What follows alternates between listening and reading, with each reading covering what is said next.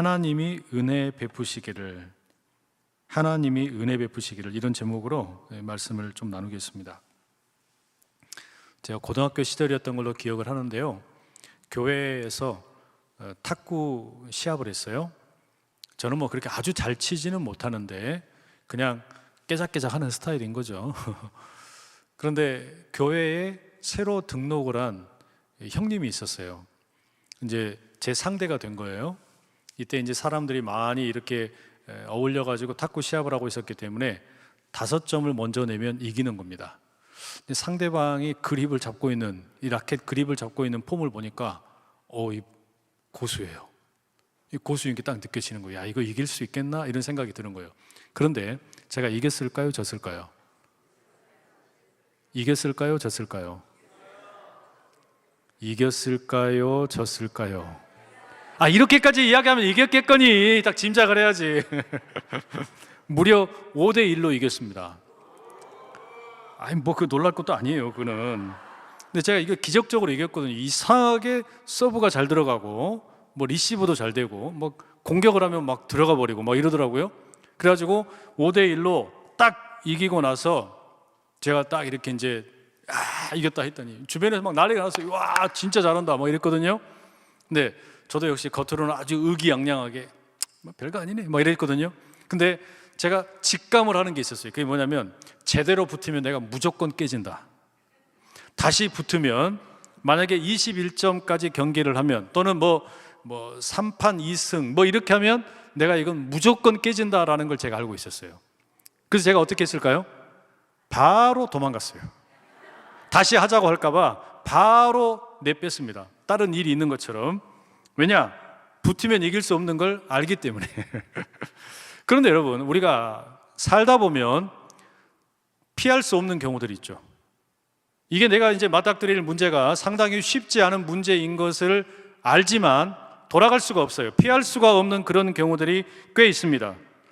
첫 번째 경험이 쉽지 않았다면 두 번째 똑같은 일을 마주하게 되면요, 두렵습니다. 겁이 나요. 왜냐하면 이걸 이미 내가 한번 해봤거든요. 첫 번째 할 때는 그냥 겁 없이 덤빌 수 있어요. 아무런 겁 없이 그냥 무작정 부딪힐 수 있습니다. 그런데 두 번째는 달라요. 두 번째 할 때는 이게 이미 해봤던 거기 때문에 그 고통을 알아요. 치과에 가니까 알겠더라고요. 처음에 치과 갈 때는 뭐 그냥 그러려니 하고 갑니다. 그런데 일단 한번 드릴이 왱 도는 소리가 들리고 뭔가 이렇게 막 아픔이 느껴지기 시작을 하고, 그걸 경험을 하고 나서 그 다음에 다시 갈 때는요, 걱정이 되는 거예요. 이거 얼마나 아플까? 제가 토론토에서 청년 사역할 때 한 자매가 중남미의 섬나라인 아이티 선교를 가게 됐어요. 여러분 아이티 아시죠? 2001년쯤인가 그때 완전히 그냥 나라가 폭삭 다 망해버렸습니다. 이 섬 하나에 아이티가 조그만하게 한 나라를 차지하고 있고 대부분은 도미니카 공화국이 차지하고 있어요. 그런데 이 아이티에 하필이면 어마어마한 대지진이 일어나가지고 나라가 다 무너졌어요. 뭐 대통령궁도 무너지고 도로 다 갈라지고 난리가 난 겁니다. 제가 거기를 가봤거든요. 그 토론토에서 사역하던 교회에서 청년들이랑 같이 단기 선교를 아이티에 가보니까 처참하더라고요. 시체가 나뒹굴고 있는데도 처리를 못할 정도로, 그 정도로 처참한 나라였습니다. 그런데 이 20대 이 청년 자매가 거기에 선교를 가겠다는 거예요. 4개월 동안을 인턴으로 선교사 생활을 하고 돌아왔습니다. 다시 가겠다는 거예요. 장기 사역자로. 근데 이 친구가 엄청 똑똑한 자매였어요. 의대를 가려고 준비하고 있었던 자매였거든요. 아주 명석한 친구였기 때문에 한편으로 제가 이제 떠나기 전에 같이 점심을 먹는데 걱정이 되는 거예요. 너무너무 걱정이 되는 거예요. 제가 가는 게 아닌데 걱정이 돼요. 왜 걱정이 되는 줄 아세요? 가봤으니까. 가봤기 때문에 거기를 다시 간다라고 말하는 이 자매가 너무 걱정이 되는 거예요. 야, 거기 치안이 쉽지 않은데, 너무 막 나라가 막 정권이 계속해서 바뀌고 쿠데타가 일어나고 이 정치적으로 너무나 불안한데, 이 막 갱단들이 막 활동을 하고 있는데, 이 교회들이 자칫 잘못하면 희생이 될 수도 있는데, 음식도 쉽지 않고 기후도 녹록지 않다라는 걸 알기 때문에 그 다시 간다라는 이 자매의 이야기를 들었을 때 되게 안쓰럽더라고요. 그런데 이 자매가 이제 그렇게 결심을 하고 떠난다라고 할 때 제가 뭐라고 말해줄 수 있을까요? 해줄 말이 없는 거예요. 이게 뭐라고 이야기해야 될까? 오늘 본문에 아들들을 떠나보내는 야곱의 마음도 아마 그러했을 겁니다. 왜 그런 거 하니? 음식이 없어요. 먹을 음식이 없습니다. 밭에 나가보니까 곡식이라고는 씨를 말렸고 메뚜기들만 뛰어다니고 있습니다. 그래서 아버지가 아무것도 하지 않고 있는 아들들에게 뭐라고 그럽니까? 너희들은 도대체 뭐하고 있냐? 우리가 먹고 살 길을 찾아야 되지 않느냐? 재촉을 해서 첫 번째 이집트 여행을 갔다 왔어요. 곡식을 구하러 갔다 왔던 겁니다. 그런데 다시 가야 될 상황이 된 거예요. 첫 번째는 여차저차 그냥 갔다 왔는데 이제 두 번째 이집트로 떠나야 되는 겁니다. 첫 번째 여행이 어땠습니까? 10명이 갔습니다. 그 중에서 야곱의 둘째 아들인 시므온은 인질로 잡혀 있고 9명만 돌아왔어요. 그런데 이집트의 총리가 뭐라고 요구를 했냐면 너희들은 스파이다. 스파이가 아니라고 하는 것을 증명하고 싶으면 너희 막내를 데리고 다시 와라. 그러면 내가 믿어주겠다. 그러면서 이 시므온을 억류를 했단 말이에요. 이 기가 막힐 노릇 아닙니까? 그러니 이제 두 번째 이집트를 향하는 여행은 자기가 가장 아끼는 아들, 막내 아들 베냐민을 데리고 가야만 합니다. 이 고생길이 훤해 보이는 거예요. 위험해요. 처음에 갈 때는 이런 걸 몰랐잖아요. 아무것도 모르고 그냥 부딪힌 겁니다. 그런데 두 번째는 지금 저 이집트에 있는 총리가 만만치 않다라는 걸 알고 있습니다. 자칫 잘못하면 아들들이 돌아오지 못할 수도 있겠다라는 직감을 하게 되는 겁니다. 그러나 이건 싫어도 가야 될 길이에요. 피할 수 없는 길입니다. 야곱에게 이 두 번째 여행이라는 게 엄청나게 절실하게 느껴졌을 거예요. 왜냐? 야곱은 이 기분이 어떤 건지를 알아요. 자기가 젊은 날에 막막한 상태에서 미래가 어떻게 될지를 모르는 상태에서 길을 나선다는 것이 어떤 것인지를 야곱은 뼈저리게 경험을 했잖아요. 자기 아버지랑 형을 속이고 외삼촌 라반의 집으로 하란을 향해서 떠날 때 두려움 속에서 길을 나서고 있을 때 얼마나 외로웠겠습니까? 그 길을 가는 것 자체가 얼마나 삭막했겠어요. 그 막막한 기분이라는 것을 야곱은 너무나 잘 알고 있습니다. 그래서 떠나는 아들들을 향해 이 두 번째 가야 되는 아들들, 이집트로 내려가야 되는 이 아들들을 보낼 때 야곱의 마음이 결코 편할 수가 없었겠죠. 그죠? 여러분, 우리가 이제 한 해를 보내고 있습니다. 2025년 이제 며칠 남지 않았어요. 이제 새로운 2026년 열리게 되는데 새해가 되면 당연히 덕담도 주고받아야 되고 희망적인 이야기, 좋은 이야기, 뭔가 기대할 만한 그런 좋은 이야기들을 해야 되는데 솔직하게 말하면 우리 마음에 지금 어떻습니까? 새해가 되는데, 새해가 밝아오는데 뭔가 좀 기대하는 마음보다 움츠러들고 그리고 불안하고 걱정되고 두려운 마음들이 훨씬 더 많아 보여요. 사회 전체적으로 그런 것 같다는 이야기예요. 사회 전체적으로 크리스마스가 됐는데 전혀 메리하지가 않아. 메리 크리스마스라고 인사는 하는데 전혀 기분이 메리하게 느껴지지가 않는 거예요. 이게 우리 전체적으로, 그래서 뭔가 좀 다운된 것 같고 이 분위기 자체가 되게 좀 어둡고 이런 걸 우리가 많이 느낍니다. 이미 한 해 살아봤잖아요. 한 해만 살았습니까?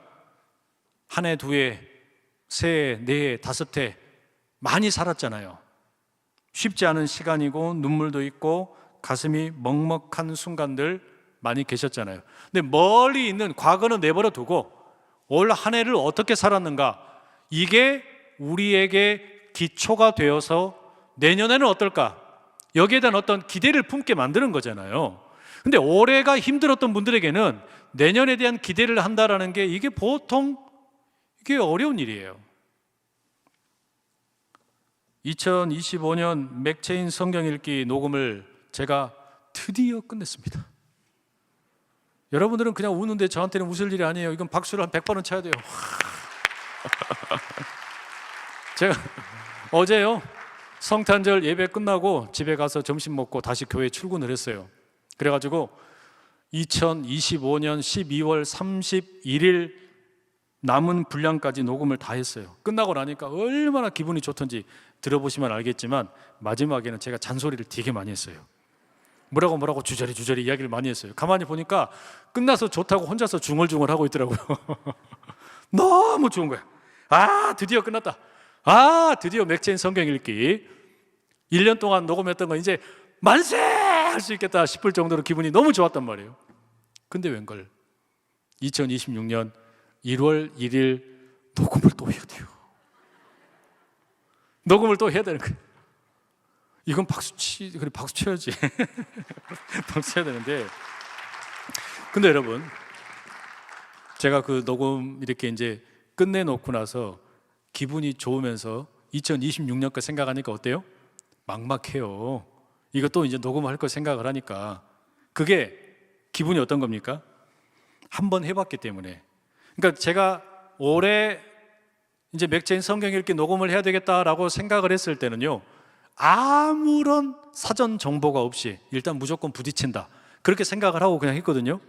근데 해보니까 이게 만만치가 않다, 이걸 느끼니까 두 번째 다시 하려고 할 때 제가 되게 고민을 많이 했어요. 이거 다시 해야 되냐 말아야 되냐 되게 고민을 많이 했는데, 어느 한 21교구 우리 집사님 부부의 이야기 듣고서 이거 해야 되겠다 이런 생각이 들었어요. 자, 오늘 대화를 하는데 이 집사님 부부가 뭐라 그러냐면, 아들과 함께 3명이 한 가족인데 매일 이걸 듣는데요, 가족이 함께 듣는다는 거예요. 그러면서 목사님이 내년에 안 하셔도 저희는 그냥 하려고요 이러는 거예요. 목사님이 안 하셔도 저희는 그냥 하려고요 이러더라고요. 근데 그게 되게 안 하기만 해봐라 이렇게 들리는 거예요. 그래서 그럼 하지 뭐 이렇게 이제 생각을 하고 작정을 하고 하는데, 이게 쉽지는 않은 일이에요. 왜냐? 해봤던 거기 때문에. 먹을 식량을 구하러 떠나는 이 야곱의 이제 10명의 아들들, 이들도 마찬가지예요. 우리도 길을 떠나야 됩니다. 그러면 여러분들에게 제가 뭐라고 새해를 맞이하는 이제 여러분들에게 어떤 이야기를 들려드릴 수 있겠습니까?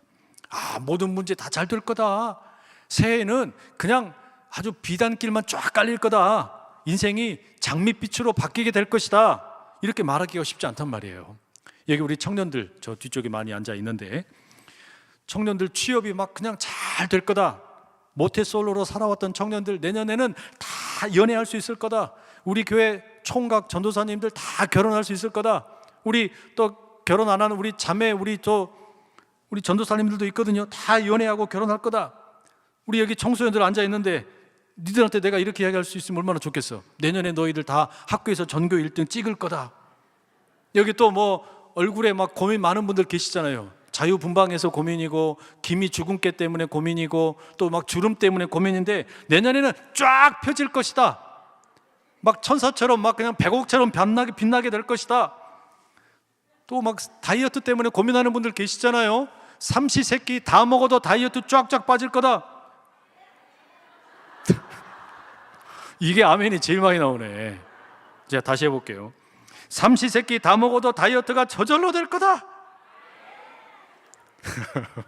사업하는 분들, 거래처에 미수금 회수 다 되고 새로운 신규 사업 벌이기만 하면은 막 그냥 대박이 날 거다. 직장에서 받던 연봉이 막 대폭 인상이 될 거다 라고 말할 수 없다 이 말이에요. 그렇게 말하기가 정말 어렵다. 물론 그런 은혜를 경험하는 분들도 계시겠지만 우리는 너무 잘 알잖아요. 그렇지 않는 경우가 훨씬 더 많을 거다. 이거 우리가 너무 잘 안단 말이에요. 그래서 저는 그냥 여러분의 일시적으로 기분을 좋게 만드는 그런 희망보다 다른 게 더 필요하다, 오늘 그 말씀을 드리고 싶은 거예요. 뭐가 필요하냐? 우리가 새해가 될 때마다 붙들어야 될 단어는 뭐냐면 은혜입니다. 은혜. 한번 따라해 보시겠습니다. 은혜. 우리 브릿지 워십 세컨드 키보드 반주자 이름이 은혜예요. 반주를 기가 막히게 합니다.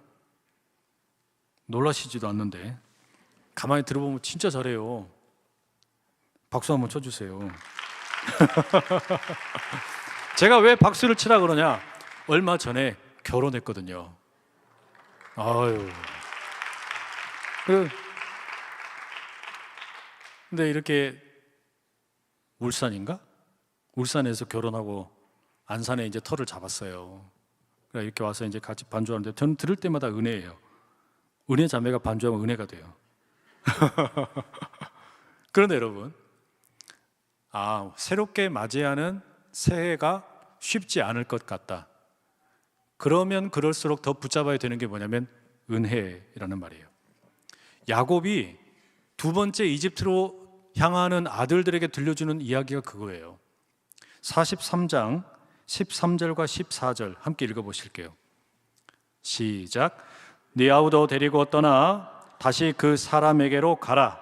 전능하신 하나님께서 그 사람 앞에서 너희에게 은혜를 베푸사 그 사람으로 너희 다른 형제와 베냐민을 돌려보내게 하시기를 원하노라. 내가 자식을 잃게 되면 이르리로다. 이게 여러분 야곱이 지금 자기 아들들에게 들려주는 이야기거든요. 그런데 요셉의 이야기가 본격적으로 시작되는 37장 이후로 야곱의 입에서 하나님이 언급된 첫 번째 구절입니다. 야곱이 37장 이후에 처음으로 하나님을 자기 입 밖으로 꺼낸 거예요. 물론 그 전에는 하나님에 대한 고백을 많이 했어요. 그런데 요셉의 이야기가 시작된 37장 이후에는 처음이에요. 뭐라고 말합니까? 전능하신 하나님께서 그 사람 앞에서 너희에게 은혜를 베푸사. 전능하신 하나님께서 너희들을 그 사람 누구겠습니까? 이집트의 총리인 요셉 앞에서 은혜를 베풀어 주시기를, 이렇게 이야기하는 거예요. 야곱이 붙들고 있는 것은 상황의 가능성이 아니라 하나님의 은혜였어요. 이집트로 이제 두 번째 식량을 구하러 떠나는 이 식량 원조대, 이 아들들을 향해서 야곱이 할 수 있는 것은 뭐밖에 없었냐면 하나님의 은혜를 구하는 것밖에 없어요. 아들들을 보내는데 자기가 절대로 보낼 수 없다라고 이야기했던 막내인 베냐민도 떠나보내면서 뭐라 그럽니까? 내가 이 아들을 잃으면 잃으리라. 이 아들을 내려놓은 겁니다. 베냐민에 대한 집착, 이걸 내려놓은 거예요. 야곱의 평생에 자기가 가지고 있던 그 상처를 지난주에 말씀드렸던 것처럼 이 상처가 집착이 되어가지고 라헬에 대한 집착, 요셉에 대한 집착, 그리고 베냐민에 대한 집착, 이렇게 이어져 왔잖아요. 그런데 라헬을 잃어버렸어요. 요셉을 잃어버렸어요. 이제 베냐민 하나 붙들고 살고 있는데 이 베냐민을 떠나보내면서 뭐라 그래요? 내가 아들을 잃으면 잃으리라. 하나님께서 너희에게 은혜 베풀어 주시기를. 야곱은 자녀들에게 그렇게 고백하는 겁니다. 뭐라고 말하는 겁니까? 내가 너희들에게 해줄 수 있는 건, 이 아빠가, 이 아버지로서 내가 너희들에게 해줄 수 있는 것은 하나님의 은혜를 구하는 것밖에 없다. 하나님의 은혜, 받을 자격이 없는 자들에게 베풀어 주시는 하나님의 은혜, 그 하나님의 은혜가 너희들을 지켜주기를, 하나님께서 보호해 주시기를, 하나님의 그 은혜가 너희들의 가고 오는 길을, 이 여정을 지켜주시기를. 야곱이 이걸 구하는 거예요. 야곱은 분명히 알고 있어요.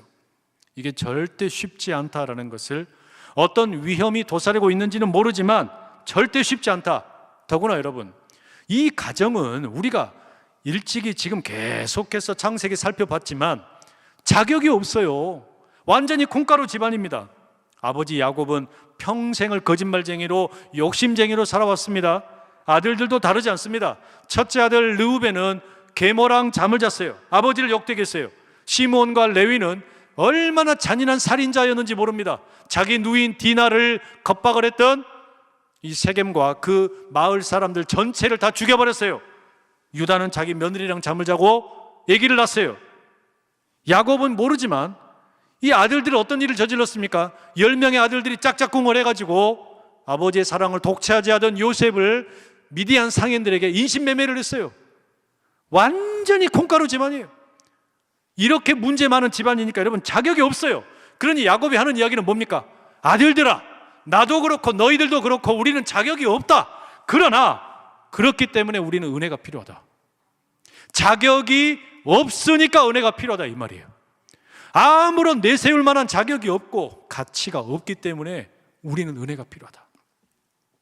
사랑하는 성도 여러분, 2025년 끝내고 새로운 한 해 준비하면서 제가 여러분에게 드릴 수 있는 단어가 딱 하나라면 저도 은혜밖에 없어요. 어렵겠지만, 뻔하게 어려울 것이 눈에 많이 보이지만, 투병하고 있는 분들 깨끗이 낫기를 간절히 소망하지만, 사업하는 분들 대박 나기를 구하지만, 직장에서 승진하고 우리 자녀들은 공부 잘하고 막혀있던 모든 문들 다 뚫리기를 구하지만 우리가 쉽지 않다는 거 너무 잘 알고, 그러나 우리 스스로도 자격이 없다는 걸 너무나 잘 알기 때문에 설교자가 들려드릴 수 있는 이야기는 딱 하나밖에 없어요. 하나님께서 은혜 베푸시기를. 하나님께서 은혜 베푸시기를. 제가 그 IT로 떠나는 자매에게, 이제 선교하러 떠나겠다는 그 자매에게 했던 이야기도 그것밖에 없었어요. 하나님께서 너의 길에 은혜 베풀어 주시기를. 하나님께서 그 선교 가는 그 여정 가운데, 그 길 가운데 지켜주시고 함께 하시기를. 2025년 마감하고 2026년 준비하는 우리들에게도 동일한 말씀을 드릴 것밖에 없어요. 하나님께서 여러분 한 사람 한 사람 가운데 은혜 베풀어 주시기를. 여러분, 아직 우리는 앞으로 어떤 사건들이 펼쳐질지 모르잖아요. 2026년 문이 쫙 열리면 어떤 일이 벌어질지, 어떤 드라마 같은 기가 막힌 일들이 펼쳐질지 모릅니다. 그런데 야곱과 요셉 그리고 다른 형제들의 이야기는 우리가 알고 있어요. 어떤 일이 벌어졌는가? 야곱의 기도가 응답이 되었을까요? 하나님께서 너희들에게 은혜 베풀어 주시기를 야곱이 아들들을 위해서 기도했는데 과연 이 기도가 응답이 되었을까? 야곱의 기도를 받고 아들들이 출발을 합니다. 막내 동생인 베냐민을 데리고 갑니다. 까탈스러운 이집트의 총리 요셉에게 줄 특별한 선물도 준비합니다. 곡식의 비용도 2배를 준비해서 갑니다. 2달의 시간이 걸려서 이집트에 도착을 했습니다. 그리고 떨리는 마음으로 총리 요셉의 집무실을 찾아갑니다. 그런데 이제 요셉은 총리 아닙니까? 자기 형들이 온 걸 봤어요. 그리고 막내 동생인 요셉도 함께 온 걸 봅니다. 자기 청지기를 시켜가지고 자기 종을 시켜서 이 형들을 자기 집무실에서, 사무실에서 만나는 게 아니라 집으로 보냅니다. 우리 집으로 가라. 16절 이렇게 돼 있어요. 제가 읽어드릴게요. 요셉은 베냐민이 그들과 함께 있음을 보고 자기의 청지기에게 이르되 이 사람들을 집으로 인도해드리고 짐승을 잡고 준비하라. 이 사람들이 정오에 나와 함께 먹을 것이니라.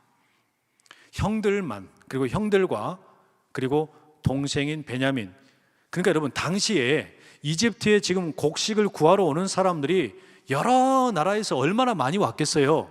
근데 그 수많은 사람들 가운데 지금 자기 형 9명 플러스 베냐민까지 이들만 따로 자기 집으로 보낸 거예요. 그리고 뭐라고 약속을 합니까? 정오에 12시에 우리 점심 식사를 함께 하자라는 겁니다. 요셉이 이렇게 이제 자기 이 청지기에게 지시를 내리고, 형들은 사실상 아무것도 모르잖아요. 무슨 일이 펼쳐질지 모르니까 너무나 두려워요. 끌려가는 것 같아요. 요셉의 집으로 갑니다. 도대체 무슨 일이 벌어질려나, 이제 우리들도 잡아서 감옥에 넣으려 그러나, 어떤 일이 벌어질까 막 두근반 세근반 하고 있어요. 그러다 보니까 요셉의 집 문 앞에 도착을 한 겁니다. 집 문 앞에 도착을 하니까 너무 막 겁이 나니까 이 성경의 본문을 저는 그렇게 읽었어요. 이 형들이요, 그 요셉의 청지기에게 이렇게 말합니다. 그 문 앞에 도착하기 전에, 들어가기 전에, 아이고 청지기요, 청지기요, 잘 들어보십시오. 우리가 지난번에 방문했을 때 뭔가 커다란 착오가 있었습니다. 글쎄 곡식 자루에가 우리가 가지고 왔던 돈이 그대로 담겨 있더라고요. 이건 뭔가 잘못된 겁니다. 뭔가 오해가 있었습니다. 그러니 우리가 이 돈을 다 지불할 테니까 받아주십시오.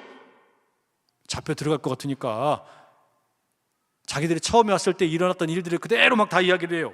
그랬더니 요셉의 청지기가 괜찮다고 그러면서 이 형들을 요셉의 집 안으로 다 모시고 들어갑니다. 어안이 벙벙하죠. 그리고서는 갇혀 있었던, 인질로 잡혀 있었던 시므온이 나옵니다. 그래서 이제 10명과 시므온까지 11명이 모이게 된 거죠. 이렇게 모여가지고 이제 어떻게 지냈냐, 몸은 상하지 않았냐, 이런저런 이야기를 나누는데 이 요셉의 청지기가 너무나 환대를 해주는 거예요. 뭐 겉옷은 벗어라, 손도 씻고 발도 씻어라, 그리고 막 웰컴 드링크도 내줍니다. 막 그럼 꼴깍꼴깍 마셨겠죠? 여전히 무슨 상황이 지금 벌어지고 있는지를 몰라요. 그리고 드디어 땡땡땡 12시가 됐어요. 정오가 된 겁니다. 그랬더니 요셉이 쫙 나타났어요. 자기 마차를 타고 간 거예요. 형들은요, 요셉을 보자마자 자기 아버지랑 얼마나 정성껏 준비했겠습니까? 이집트의 총리의 마음을 사야 된다, 저 사람의 마음을 누그러뜨려야 된다. 그러니까 막 지극정성으로 모아놓은 온갖 귀중한 그 동네의 귀중품을 챙겨가지고 온 거를 다 들이밀면서 막 그냥 이마를 땅에다가 들이박듯이 엎드려 절을 합니다. 공손한 태도를 보이는 거예요. 그리고 서로 가운데 이제 안부를 묻습니다. 의례적인 질문을 합니다. 요셉은 뭐라고 말하냐면, 너희들이 이야기했던 그 아버지는 잘 계시냐? 이렇게 묻습니다. 그리고 요셉이 가까이 다가가서 동생 베냐민을 봅니다. 동생을 수십 년 만에 보는 거예요. 너무나 감격스럽죠. 감정을 주체할 수가 없어가지고 요셉이 그 자리를 물러나가지고 안방에 갑니다. 거기에서 펑펑 웁니다.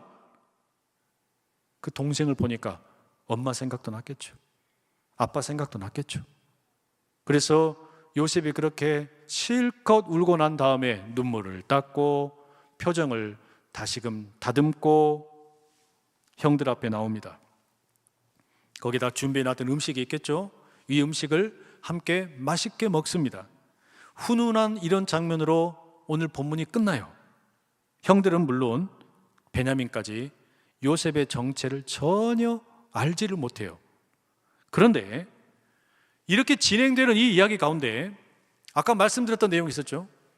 야곱이 아들들에게 했던 축복, 하나님의 은혜가 너희들의 가는 길에 함께 하기를, 이 기도가 응답이 되었을까요? 어떻게 응답이 되었느냐? 아주 중요한 두 가지의 대화를 우리가 발견하게 돼요. 첫 번째, 요셉이 이제 수십 년 만에 만난 베냐민을 향해서 이렇게 말합니다. 29절 함께 읽어볼게요. 29절입니다. 시작. 요셉이 눈을 들어 자기 어머니의 아들 자기 동생 베냐민을 보고 이르되, 너희가 내게 말하던 너희 작은 동생이 이 아이냐? 그가 또 이르되, 소자여 하나님이 네게 은혜 베푸시기를 원하노라. 소자여 하나님이 너에게 은혜 베푸시기를 원하노라. 요셉이 수십 년 만에 만난 베냐민에게 하는 환영의 인사입니다. 뭐라고 인사해요? 하나님의 은혜로 인사를 해요. 하나님께서 너에게 은혜 베푸시기를 원하노라. 여러분, 이게 기가 막힌 우연입니다. 사람들이 생각할 때는 이건 우연이에요. 그런데 성경은 이걸 기도 응답이라고 부르는 거죠. 야곱이 먼 길을 나서는 아들들을 향해서 하나님의 은혜가 너희들과 함께 하기를 그렇게 축복하면서 기도했는데, 우리는 자격이 없지만 자격 없는 자를 향해서 베푸시는 하나님의 은혜가 있기를 간절히 구했는데 요셉의 인사로 응답을 받아요. 요셉이 누굽니까? 이집트의 총리잖아요. 이집트의 총리가 요셉이라는 걸 형들이나 베냐민이나 압니까? 아무것도 모르잖아요. 그들에게는 완전히 낯설은 인물이에요. 완전히 낯설고 도무지 상상도 할 수 없는 사람에게서 하나님의 은혜라는 말이 나온 거예요. 전혀 생각하지 못했던 인물에게서, 전혀 생각하지 못했던 뜻밖의 장소에서 하나님의 은혜가 삐져나오고 있는 겁니다. 여러분, 이게 하나님의 은혜가 일하는 방식이에요. 하나님의 은혜가 이렇게 작동을 하더라고요. 하나님의 은혜 우리가 그렇게도 많이 외치는데 하나님의 은혜가 어떻게 우리의 삶에 나타나느냐? 한 해를 마치고 한 해를 새롭게 시작하려고 할 때 우리는 당연히 서로를 향해서 하나님의 은혜가 2026년에 성도님의 삶에 함께 하시기를 간절히 빕니다. 우리가 서로를 위해서 기도하잖아요. 그런데 그 하나님의 은혜가 어떻게 나타나느냐? 이 간구가 어떻게 응답이 되느냐? 전혀 상상도 못했던 자리에서, 전혀 생각도 못했던 인물들을 통해서 하나님의 은혜가 응답되더라. 이게 하나님의 방식이에요. 이게 왜 중요하냐면요, 우리가 생각할 때 하나님의 은혜가 임해야 할 것 같은 자리들이 있어요. 내가 오늘 예배 드리다가 은혜 받았다고. 물론 그럴 수 있죠. 내가 그냥 성경 말씀을 읽다가 은혜를 받았다고. 물론 그럴 수 있어요. 그런데 하나님께서 오늘 이 요셉의 가정 가운데, 야곱의 아들들 가운데 일하시는 방식을 보면 어떻습니까? 완전히 뜻밖의 장소에서 전혀 예외의 인물에게서 하나님의 은혜가 뛰어나오는 거예요. 여러분, 이런 하나님의 은혜를 경험하실 수 있기를 축복합니다. 이게 무슨 말이냐면요, 우리는 하나님의 은혜가 있기를 간절히 구하면서도 무슨 생각을 갖고 있냐면, 내가 원하는 자리에서 내가 생각하는 사람들의 어떤 범위 안에서 하나님의 은혜가 있기를 구해요. 그렇지 않습니까? 우리가 하나님의 은혜를 간절히 구한다라고 이야기하는데, 우리는 주로 어떻게, 내가 생각하는 범위 안에서, 우리가 상상하는 사람들을 통해 하나님이 은혜 주실 거야, 이렇게 생각하는데, 하나님은 그렇게 안 하시더라고. 전혀 뜻밖의 방법으로 완전히 새로운 자리에서 뜻밖의 사람들을 통해서 하나님이 일하신다. 이게 하나님의 그야말로 쇼킹한 역사예요. 여러분, 2026년 말씀드린 것처럼 쉽지 않겠죠? 경제적으로도 쉽지 않을 겁니다. 여러 가지 형편들이 다 어떻게 될지 몰라요. 그렇기 때문에 자격 없는 우리에게는 하나님의 은혜가 필요한데, 이 하나님의 은혜가 어떻게 나타나냐, 요거 한 가지를 반드시 기억하셔라. 내가 생각도 못했던 자리에서, 생각도 못했던 사람을 통해, 생각도 못했던 하나님의 은혜가 여러분 가운데 나타나기를 축복합니다. 이걸 더 기가 막히게 보여주는 인물이 있어요. 그게 누구냐? 요셉의 청지기. 요셉의 청지기가 이 요셉의 형제들에게 뭐라고 답변하는가? 그러니까 요셉의 이 형들이 지난 첫 번째 방문에 있었던 일들에 대해서 막 애걸복걸하면서 겁이 나가지고 이실직고 하듯이 막 이야기하잖아요. 그랬더니 요셉의 청지기가 23절과 24절에 이렇게 말합니다. 이거 너무 중요한 구절이에요. 한번 같이 읽어보실게요. 함께 읽습니다. 시작. 그가 이르되 너희는 안심하라, 두려워하지 말라. 너희 하나님, 너희 아버지의 하나님이 재물을 너희 자루에 넣어 너희에게 주신 것이니라. 너희 돈은 내가 이미 받았느니라 하고 시므온을 그들에게 이끌어내고 그들을 요셉의 집으로 인도하고 물을 주어 발을 씻게 하며 그들의 나귀에게 먹이를 주더라. 요셉의 청지기가 지금 두려워하고 있는 이 형들에게 뭐라고 말하냐면, 너희들이 처음 와서 곡식 대금 주었던 거 나는 이미 받았다. 곡식 자루 안에 돈이 들어있던 것은 아무 걱정하지 말아라. 그것은 너희 하나님이, 너희 아버지의 하나님이 주신 것이다. 여러분, 이게 지금 누구 입에서 나온 거예요? 하나님에 대해서 모르는 이방인 요셉의 청지기의 입에서 나온 말입니다. 그죠? 그러니까 요셉의 청지기는요, 유대인이 아니잖아요. 그러니까 이스라엘 사람이 아니잖아요. 야곱 집안이 아닙니다. 그런 그가 뭐라고 말하냐면, 그것은 너희의 하나님, 너희의 아버지의 하나님이 주신 거다. 은혜잖아요. 근데 이 은혜를 지금 누가 베풀고 있어요? 이방인이. 완전 이방인이, 하나님에 대해서 아무것도 모르는 이방인이 하나님의 백성인 이스라엘의 후손들에게 은혜를 베풀고 있는 거예요. 이거 완전 미치고 폴딱 뛸 노릇이지. 그죠? 근데 이게 전부가 아닙니다. 더 중요한 거, 그 앞에 나오는 표현 23절 맨 앞에 너희는 안심하고 두려워하지 말라. 안심하라, 두려워하지 말아라. 여러분, 성경을 읽다가 이런 구절 만나보셨죠? 성경 읽다가 안심하라, 두려워하지 말아라. 여러분, 이거 어떨 때 나오는 표현입니까? 이거는 주로 하나님께서 또는 하나님이 보내신 천사들이 사람들에게 찾아가셔가지고 하나님의 계시를 보여줄 때, 하나님의 계시를 이야기할 때 들려주는 표현이잖아요. 안심하라, 두려워하지 말아라. 이렇게. 안 그래요? 보통 하나님이 그렇게 이야기하신단 말이에요. 아니면 천사들이 그렇게 이야기한단 말이에요. 창세기 15장에 아브라함에게 나타나신 하나님께서 창세기 26장에서 이삭에게 나타나셨던 하나님이 여호수아 1장에서 모세의 뒤를 이어서 이스라엘을 이끌어가야 될 여호수아에게 나타나셨던 하나님이 이사야 43장에서 이스라엘 백성들을 향하여 말씀하시는 하나님이, 그리고 누가복음 1장에서 성령으로 예수님을 잉태한 마리아에게 나타났던 천사가 뭐라 그랬냐? 평안할지어다, 무서워하지 말아라, 안심하라, 안심하라, 두려워하지 말아라. 이 음성은 언제나 하나님의 계시의 말씀을 들려주는 표현이 나와요.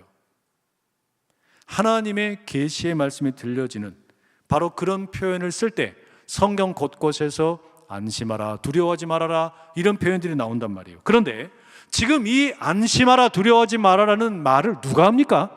이방인이 하고 있단 말이에요. 이집트에 살고 있는 사람이, 요셉의 집에서 일하고 있는 청지기가, 요셉의 하인이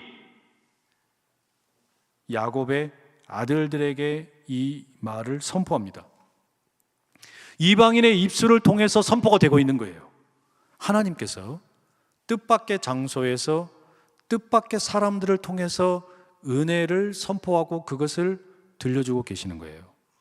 결국에 여러분, 이게 뭘 말하는 거냐? 하나님의 마음이 사람의 입술을 통해서 흘러간다. 하나님의 은혜와 하나님의 위로와 하나님의 평강이 사람의 입술을 통해서 다른 사람에게 흘러간다. 그래서 지금 두 번째로 이집트를 향하여 곡식을 구하러 떠나는, 그리고 이집트에 도착을 하게 되는 요셉 그 형제들, 이들에게 들려지는 하나님의 은혜라는 말이 처음에는 아버지인 야곱에게, 이건 너무나 당연한 거예요. 야곱이 그렇게 말하는 것은 우리가 얼마든지 그렇다라고 생각을 하는데, 그 이후에 펼쳐지는 내용을 보니까 이집트의 총리인 요셉의 입술을 통해서, 요셉의 하인인 사람을 통해서, 그 입술을 통해 하나님의 은혜가 전달되고 있어요. 여러분, 이게 뭘 말하는 거겠습니까? 우리 역시 똑같은 일을 맛볼 수가 있어요.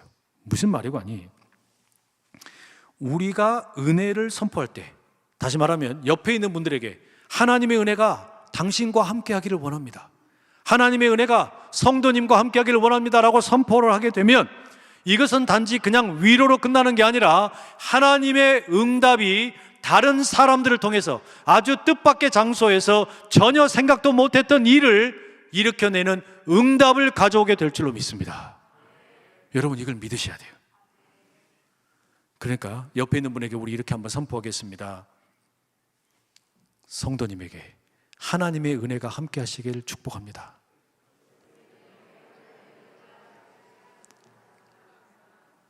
이렇게 멋없이 하기 있기 없기, 이렇게 재미없게 은혜를 축복하는 거 있기 없기, 이렇게 하면 안 되지, 그죠? 다시 합니다. 다시 2026년에는 하나님의 은혜로 충만하십시오.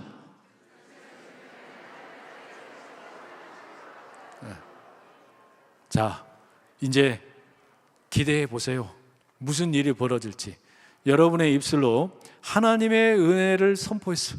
다른 사람을 위해서 하나님의 은혜를 선포했어요.